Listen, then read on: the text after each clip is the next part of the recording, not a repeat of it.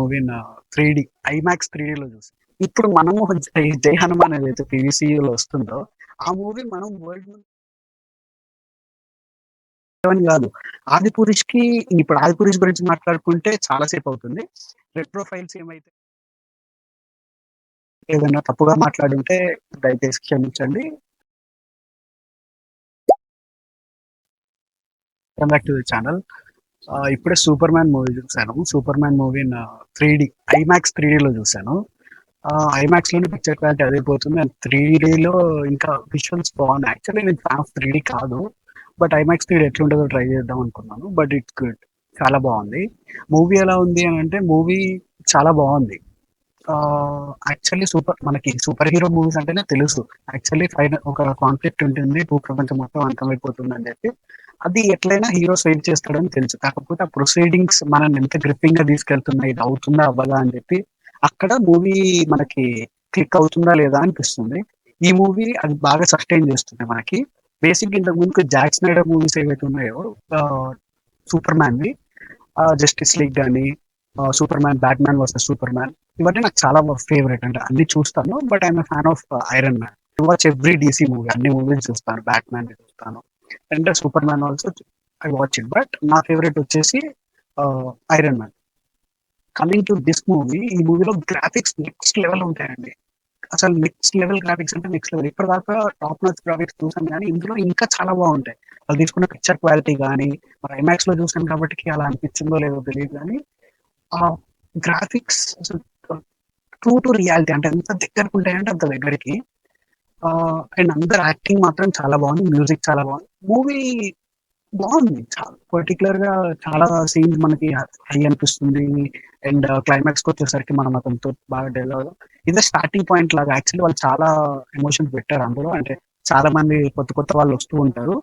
వీళ్ళు ఎంజాయ్, అంటే వాళ్ళు వచ్చిన ప్రతిసారి మీరు ఎంజాయ్ చేస్తూ ఉంటారు. సూపర్ మ్యాన్ కూడా కొత్తగా, అంటే ఇందులో సూపర్ మ్యాన్ కి దెబ్బలు తాకుతాయి, అతను పడతాడు, అతను లేస్తాడు, అతనికి నొప్పి ఉంటుంది. ఇంతకు ముందు సూపర్ మ్యాన్ లా కాదు, ఇందులో కొత్తగా ట్రై చేశారనమాట. ఆ కొత్తది చాలా బాగా తీసుకెళ్లారు. మనకి అవును అనే అనిపిస్తుంది. ఎక్కడ ఇదేంది ఇలా ఉంది అని మాత్రం అనిపించదు.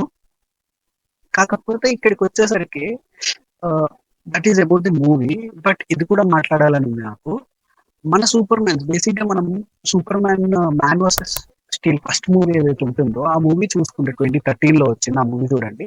మనం కృష్ణుడి తోటి ప్యాటర్న్స్ డ్రా చేసుకుంటే ఆ స్టోరీ మొత్తం కృష్ణుడి స్టోరీలా ఉంటుంది. కానీ పవర్స్ వచ్చేసి హనుమాన్ పవర్స్ లా ఉంటాయి. సో అందులో అతనికి దెబ్బలు దాకవు, ఏం దాకవు. బట్ స్టోరీ వచ్చేసి అతను కూడా పేరెంట్స్ దగ్గర నుంచి దూరంగా వచ్చేస్తాడు. వార్ టైప్ సిచ్యువేషన్ లో పుడతాడు. అక్కడి నుంచి పేరెంట్స్ దగ్గర నుంచి దూరంగా వచ్చి వేరే పేరెంట్స్ దగ్గర పెరుగుతాడు. అతని పవర్స్ అదంతా మన మన వరల్డ్ కి వచ్చేస్తాడు.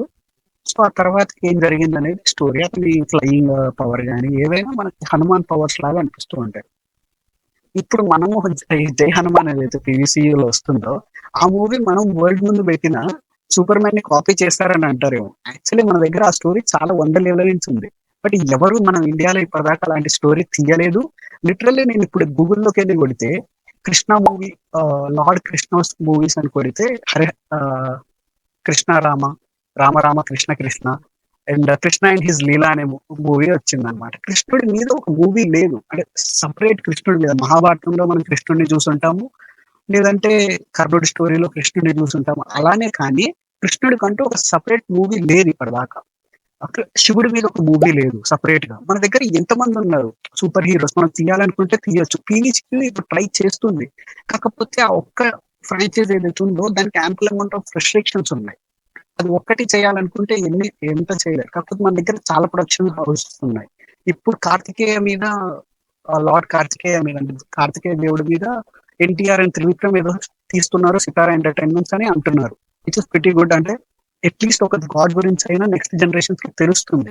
మన దగ్గర ఉన్న స్టోరీస్ ని, ఎన్నో ఏళ్ళగా ఉన్న స్టోరీస్ ని మనం యూటిలైజ్ చేసుకోవట్లేదు. కానీ దాని నుంచి డ్రా చేసుకున్న ప్యాటర్న్స్ ని ఈ వీళ్ళు చాలా బాగా యూటిలైజ్ చేసుకుని చాలా millions of dollars revenue generate చేసుకుంటున్నారు. మన స్టోరీస్ ని మనమే బయటికి తీసుకొస్తే అట్లీస్ట్ ఫ్యూచర్ జనరేషన్స్ కానీ చూడడానికి జనాలు రెడీగా ఉన్నారు.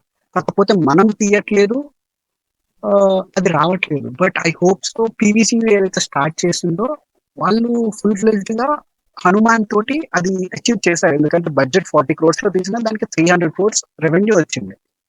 అలానే నెక్స్ట్ 'జై హనుమాన్' కూడా హిట్ అవుతుంది. నెక్స్ట్ వాళ్ళు తీస్తున్న ప్రతి ఒక్క సినిమా హిట్ అవ్వాలని అనుకున్నా. ఆ ఇంద్రుడి మీద ఏదైతే స్టోరీ చేశారో అదిరా అనుకుంటా. I am not wrong, but అది డివివి దానయ్య గారి కొడుకుతోటి లాంచ్ చేశారు. ఆ మూవీ ఏమైందో తెలీదు. ఆ మూవీ వస్తే కూడా ఇంద్రుడి గురించి తెలుస్తుంది అని అనుకున్నాం. బట్ ఆ మూవీకి ఏమైందో తెలీదు.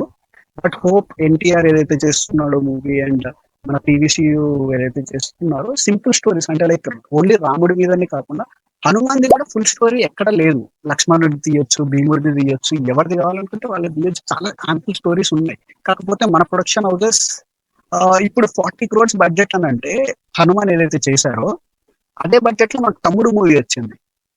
They can make a better movie. Dil Raju గారు యాక్చువల్లీ ఇలాంటిది ఒక టాపిక్ తీసుకొని మూవీ చేసిన it might make better sense. అంటే చాలా జనాలు చూడడానికి ఉంటారు. At least they made a good product అని చెప్పి ఉంటుంది. అలాంటి మూవీలు తీయాలి, తీయొద్దని నేను అనట్లేదు. ఎందుకంటే అలాంటి మూవీలు ఎంటర్టైన్మెంట్. బట్ వీళ్ళు ఏదైతే చేస్తున్నారో ఇన్ బిగ్గర్ స్పాన్ మనకు కూడా ఛాన్స్ ఉంది. మన దగ్గర స్టోరీస్ ఉన్నాయి, బడ్జెట్స్ లేవని కాదు.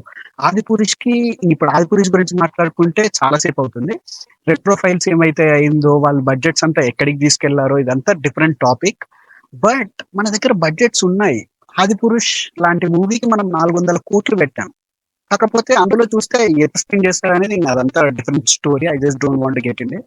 బట్ పాయింట్ ఈస్ ఇలాంటి మన స్టోరీస్ ని వీళ్ళు ఏదైతే తీసుకొని ఎక్స్టెండ్ చేస్తున్నారో ఒక డైరెక్టరే కాకుండా మన దగ్గర ఇంకా చాలా మంది చేస్తే బాగుంటుంది. ఇప్పుడు రామాయణం ఏదైతే తీస్తున్నారో అది హిట్ అవ్వాలి. కానీ రామాయణం చాలా సార్లు తీశారు. There are many stories. అంటే ఫస్ట్ మెట్టేస్తున్నారు, ఆ మెట్టుని అలానే తీసుకెళ్తారా లేదా అని తీసుకెళ్లాలనేది కోరుకుంటున్నాను.